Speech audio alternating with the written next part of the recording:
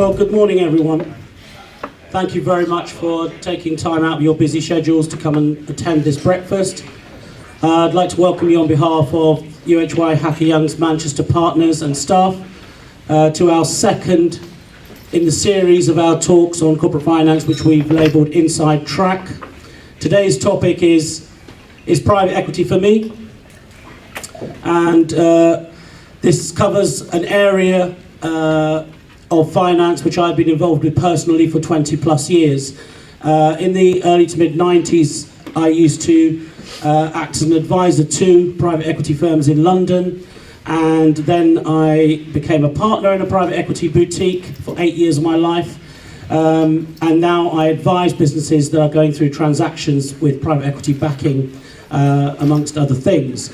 And so this is an industry that I've seen change dramatically over the years, and it's gone from very American, very London-centric, and it used to be about taking public companies off the stock exchange and putting a load of debt to do that, and taking them private and trying to get improvements in performance. Now, 20 years on, the private equity industry has grown up in the UK. Manchester has a great critical mass now of PE firms, and London firms fall over themselves to do deals up here in Manchester and the Northwest. I think private equity firms, it would be fair to say, fall into a number of leagues, and there are the big ones, the KKRs and the BlackRocks, and then you've got the mid-sized ones, perhaps like your ECIs and so on, and then you've got your ones that specialise in the growth journey, like YFM Equity Partners, and Dan Freed from YFM will be talking today. We're very, very fortunate to have the quality of speaker lineup that we do. In a moment, James Bracewell will speak to you. James is COO of MPM Products, and I believe has been through two major buyout transactions, and he'll take you through that journey. Today's event is for you, and I think at the end of each speaker, if you have a burning question, feel free to ask it. We will have Q&A at the end, but I'm keen that you're not talked at for 2 hours. So please feel free to stop and ask your burning question, or if you seek any clarification. So James will give you the client experience. If I just go to running order there, will be James from MPM giving you the client experience, Daniel Freed, or Dan from YFM, giving you the private equity experience, and Dan will be talking about, I asked him to talk about deal structures and money and nitty-gritty returns. What do you make? What does the private equity firm make? How does the management team do?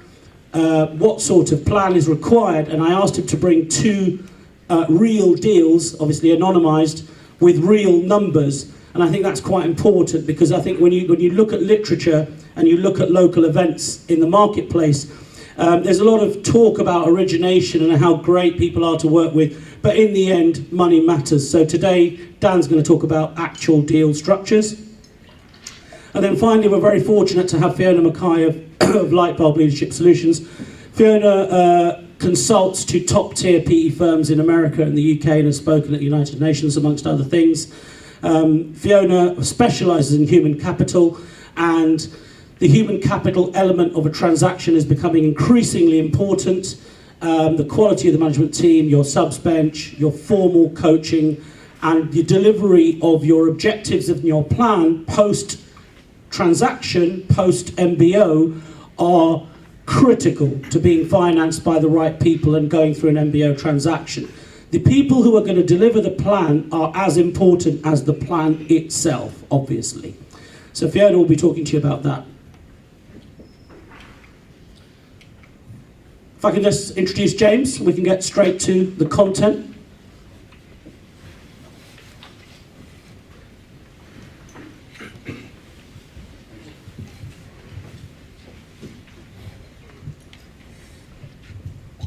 Morning, everyone. Just get on the right slide. So, by way of introduction, those who don't know MPM, we market and sell premium natural cat and dog food. We're in 40 odd countries worldwide. 70% of what we do is international trade. and we do that under three main brands. So Applause, which is our pet specialty brand. So if you think UK, Pets at Home and Down. And then in terms of...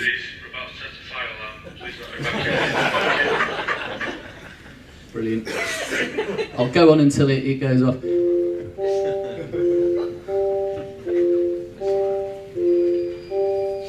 Attention please. Attention please. An incident has been reported within the building. Please wait for further announcements.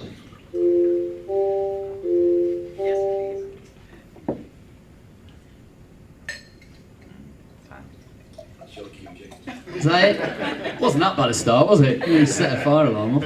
And then Encore, Reveal, depending on the country, is our grocery brand, so yeah, Sainsbury's, Tesco's, etc. I think it's just worth saying, in terms of where we operate, why are we different.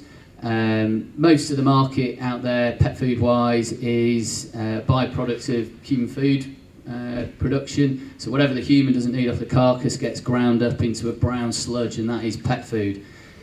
We came at it from a slightly different angle, where we wanted something that people would recognise as food and would be prepared to eat themselves. So just by way of example, I did ask Adnan, I said, who's most expendable in your team? And he said, Dave Kendrick. So if you could come up here, Dave. We've got chicken with garden vegetables.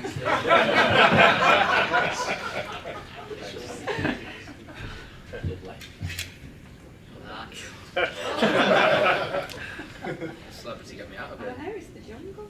Oh, there you go. What do you think? It's alright, actually. Bit of salt, that's all it needs. It does need some salt. So that is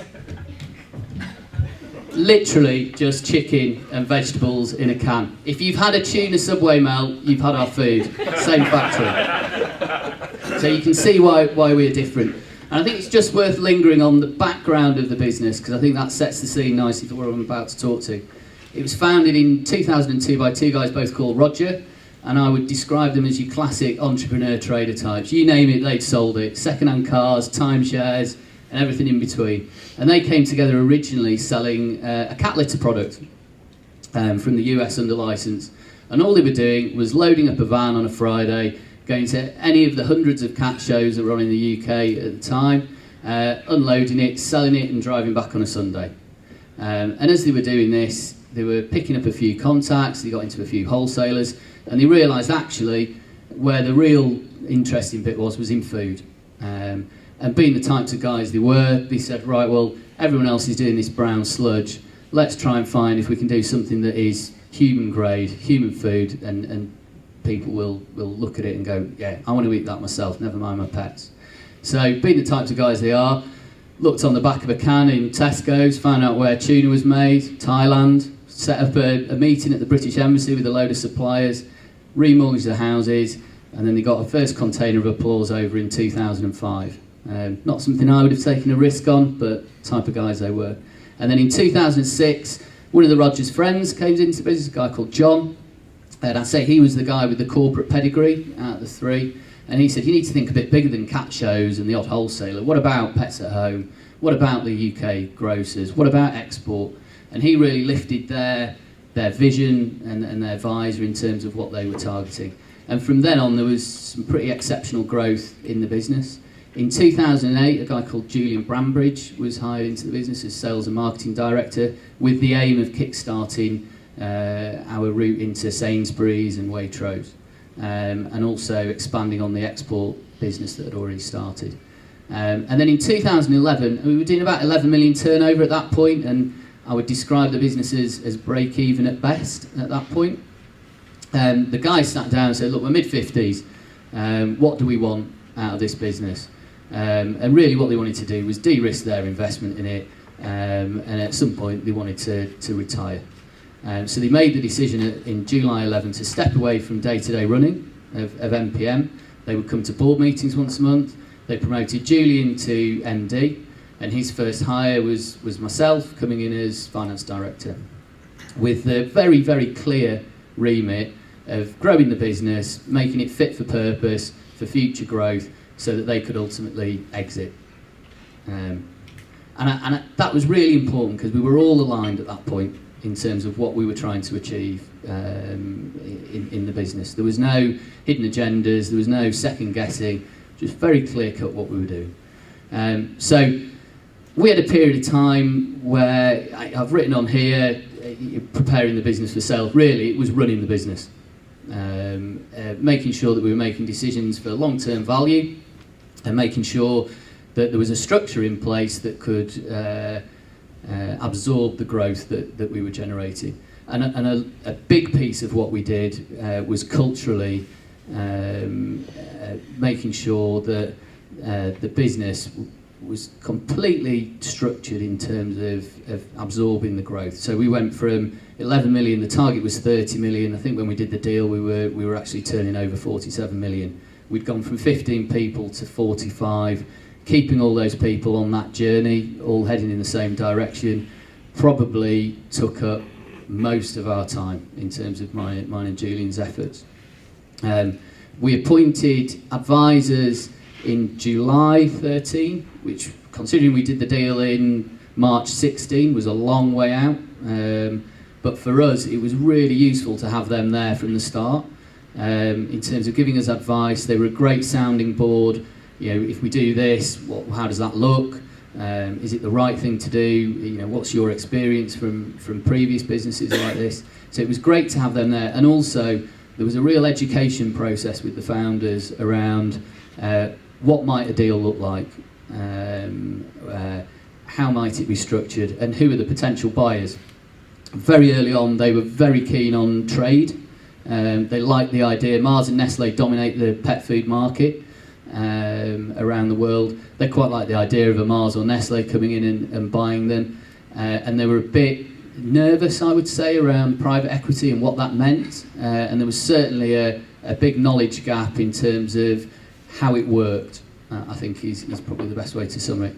And the advisors did a great job of just slowly, in a very safe, protected environment, educating them on what that might look like and how the different deals could be structured and how that might work for their ultimate goals and aims. So we'd gone through a couple of years, we'd grown rapidly, we'd managed to sort of get the business in a position where it felt in a good place. We'd managed to get it into profitability. I think we were doing about £3 million at this point. And the big moment where we actually said, right, now is the right time to press the button, was around our US business. So US had been a huge area of potential growth for us, 10 times bigger than the UK. A great market to be in. We'd been in there since 2012. We'd managed to build an independent specialty business of something like 1,500 to 2,000 stores. So mom and pop stores, as they call them over in the US. And we were knocking on the door of Petco, PetSmart, who were the two big box retailers over there. 3,000 stores between them. And we actually, in July, I remember getting the call from Julian, Petco said, right, you're in May 2016. So that was the real trigger for us to say, right, we've now got a viable, credible, visible business in the US that actually any investor can clearly see and get comfortable with. And at that moment, we all sat down and said, right, now's the time to go to market. So over the course of Q3, Q4 15, there was a lot of preparation went into preparing things. So we had things like commercial due diligence, which is your market report. So for us, it was looking at the global pet food market. What are the growth rates? Who are the competitors? Where did MPM's brands sit within that competitor set? And what were the prospects for us as a business? And you get that bit done. Then there was also the legal due diligence, which was a pain in the behind. As you just go through and have to send them loads and loads of information over it, whether it's employment contracts, supplier contracts, customer contracts, health and safety policies, etc., etc. But we did that early to try and bleed in the timeline of how we were doing the work. We also had the financial due diligence. So again, like an audit, but a bit more detailed and a bit quicker.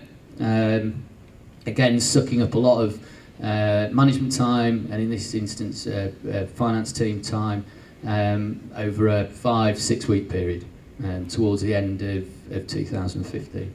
And then also the IM preparation was a big chunk of work at this point, mainly done by the advisors, but we were feeding in information on how that equity story looked and how we wanted to present the business in the best light possible to attract as many interested parties. And we also did a lot of warm-up meetings. So for us, with our global footprint, there was a lot of international interest, and also a lot of interest, whether it was trade or PE or PE-backed trade. So I think Julian and I, we were supposed to meet a handful of private equity buyers. It was a pretty big hand in the end. I think we had 35 plus, including a week in America. By the end of it, we could have said each other's bits, blindfolded. We were swapping around. I got through a lot of cans of pet food over the course of that month. And also, I think the big ones, Mars and Nestle, we did speak to them very early on just to gauge their interest. And it became very clear at the time we weren't big enough for them. We were probably a rounding error in terms of their take on us, and they were saying very complimentary, you're doing a great job, but for us right now, not sure we could give you the TLC that you would need within our organisation, which then focused us very much on that PE, with a few outlier trade buyers potentially still in the mix. By late December, the IM went out to interested parties, and then we all went off at Christmas knowing that we were going to be pretty busy across the first quarter of 2016.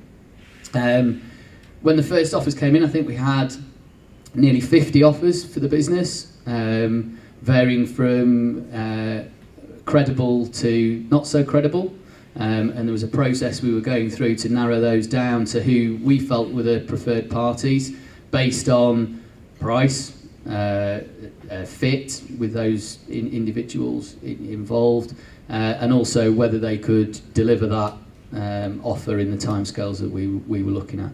And we narrowed it down to 6. So 6 PE houses came through to round 2. And that involved management presentations, so again another week of eating pet food and answering any questions that were coming through. And it was a very, very intense period at this point. You are trying to run the business. It's really important that you're hitting your numbers, because they're basing their decisions on what you're saying you're going to do.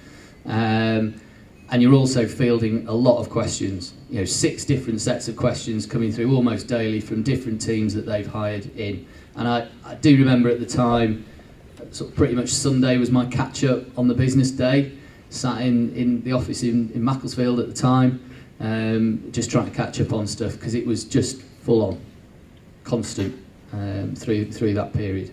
And then we got to a point at the end of February where we sat down as a group to make a decision, and we ended up picking ECI, which I'll come on to around that. And they had something like 10 days to get the deal completed, which again was fairly intense, but by that point the bulk of the work, you were there and done. So by 17th of March we were sat in the lawyers' offices signing umpteen pieces of paper. In terms of the deal, you're looking at 56 million sale price, which as a buyer, as I was at that point, as part of the management team, felt like quite a lot, but something that we could work with. Ended up being 15 times nearly 2015 EBITDA and 11 times future number. So it was very important that we hit that 5.2 in the first year, I think. And ECI took a majority share, and then the founders rolled over a percentage. So they were keen to remain involved in the business. They retained a seat on the board, so that they could still be involved and monitor what was going on. And then management took on a pot of 20%, and we brought a team in that we had a regional sales team, structure, directors, and we had other individuals that we wanted to bring in and align with us in terms of what we were doing. I think it is worth saying there are always bumps through a deal. I think the three that stick in my mind for us, one was around the bank finance. So we'd gone through a debt advisory process where we'd gone and met a load of potential funders for the business. We were with HSBC at the time. They put an offer through that actually got bumped at final credit halfway through round 2, which was inconvenient. And that did throw a spanner into the works because each of the final 6 had to come up with a different solution, whether they funded it out of their own equity to start with and then refinanced, whether they got a different party in to do that. And I think that could have created a serious stumbling block for us if we hadn't had such a competitive process. And how you deal with that in those moments is fundamental to whether you get the value or not.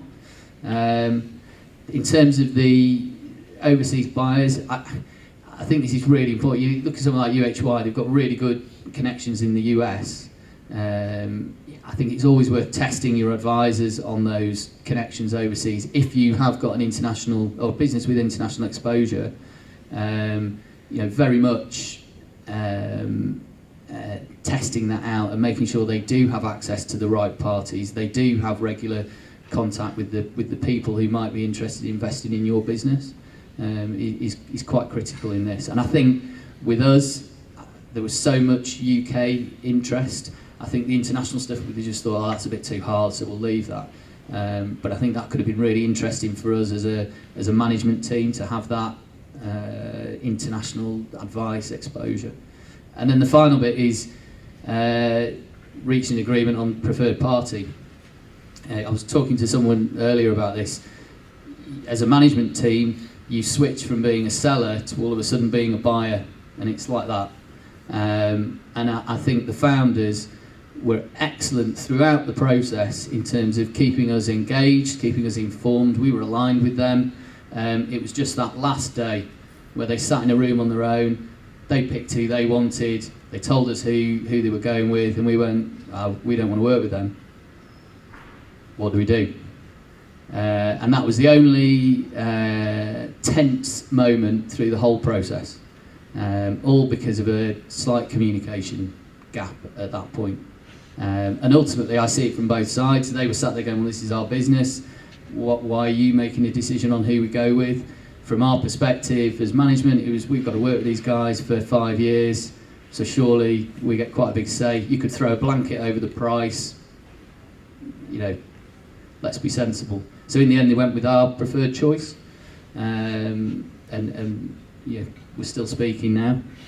And I think as well, when it comes to who you are picking, it's people-led.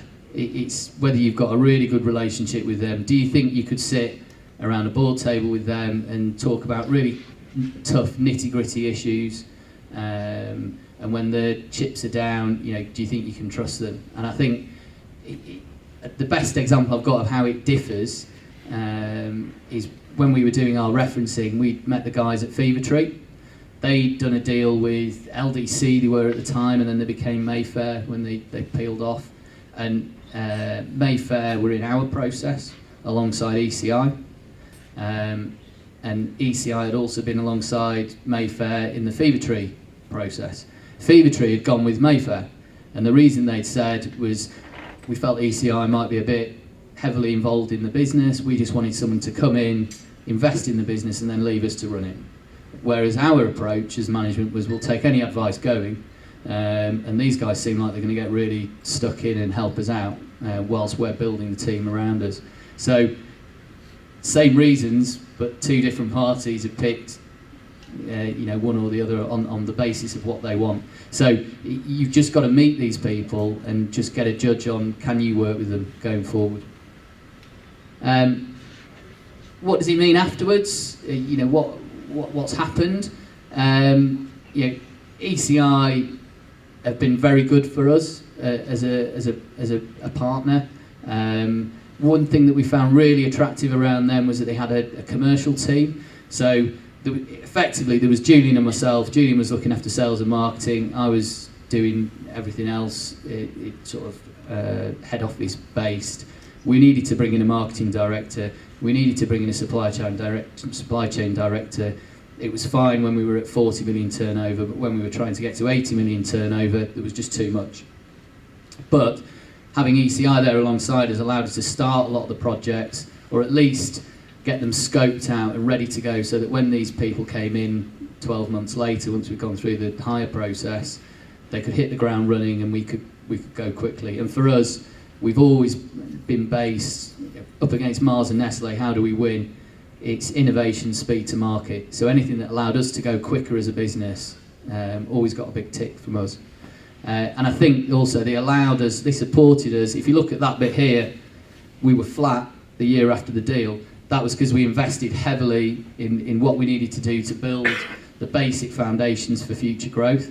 So we invested heavily in people. We've invested more than we'd ever done in terms of marketing and brand building. And we also worked really hard on improving our supply chain. We'd always been sales driven, sales.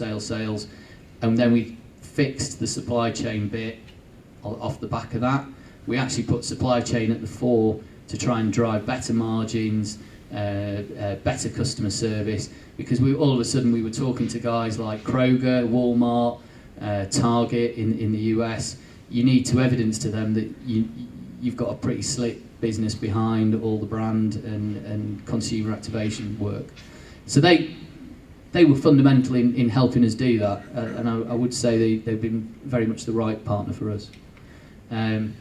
Just to finish on sort of some of my, if I was giving advice, what would I say were the critical things of going through a process and life after a process? Advisors are just super critical to the whole thing. You need ones that you trust. You need ones that are seasoned in what they're doing, and they also need to know your sector, I think, or at least have a good understanding of the potential buyers in your sector and have good connections with them. And you need to listen to them. You know, ultimately you're going to pay them a fair chunk of money to help you through the process. So take their advice on board and listen to it. But also make sure they're engaged and you've got the senior guys alongside you at the critical moments. Early planning, I go back to the decisions, the conversations that we had back in 2011. We all knew what we were doing, we all knew what the goal was, we all knew what success looked like. And that was a real help, because you weren't trying to misinterpret or interpret anything that was going on. And then the clear objectives sits alongside that. And then also, you've got to be resilient. It's like selling your house times 100.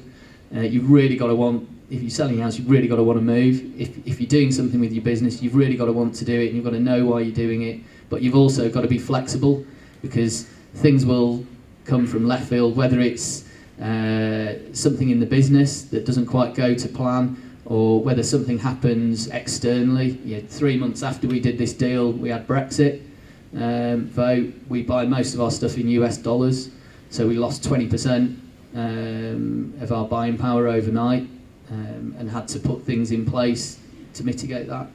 And then finally, just surround yourself with good people. It's people make businesses work, and you need people around you who are on the bus with you and are on that journey. You can't do it yourself. You can't just sit on an island. I can't sort of underplay or overplay how important the people side of stuff is to this, both externally and within your business. And that's it. Thank you.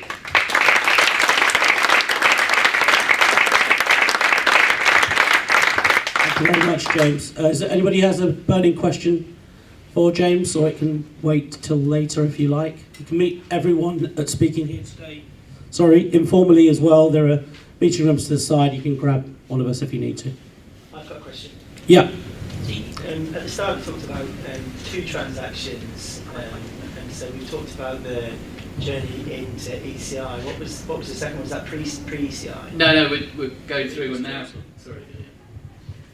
We're going through one now actually, so not quite finished it, but we are on the next leg. So yeah, we've had a good run with ECI. I think you get to the point where they've done their bit, and for us now, I think we to get to the next level in what we want to do in the markets like US, China, we need probably a different skill set coming into the business and helping us through that, and that's where we are now. But it's